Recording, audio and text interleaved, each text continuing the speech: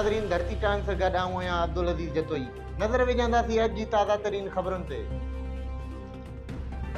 दड़ोमा सागर दीदार अली जी ख़बर शामिल कंदासीं। सिंध में नवां सूबा ठाहिण ऐं धारनि जी आबादी ख़िलाफ़ रैली कढी एहतजाजी मुज़ाहिरो कयो वियो।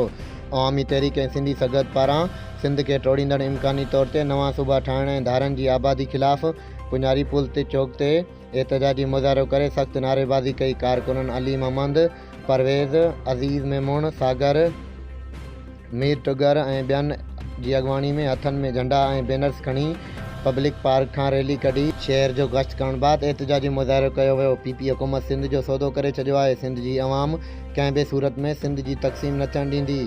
नओं सूबनि जी क़याम लाइ सैयद खुर्शीद शाह जी अॻवानी में जुड़ियल कमेटी खे रद्द कयूं था। ज़बरदस्ती फ़ैसिलो माणण जी कोशिश कई पई वञे। सिंध जो अवाम रोडनि ते निकिरंदो ऐं भरपूर एहतजाज कंदो। सिंध में धारनि की आबादी लाइ राह हमवार कई पई वञे। सिंध में तरसियल समूरनि धुरियुनि खे नेकाली ॾिनी वञे। अॻवाननि जी मीडिया सां गुफ़्तगू।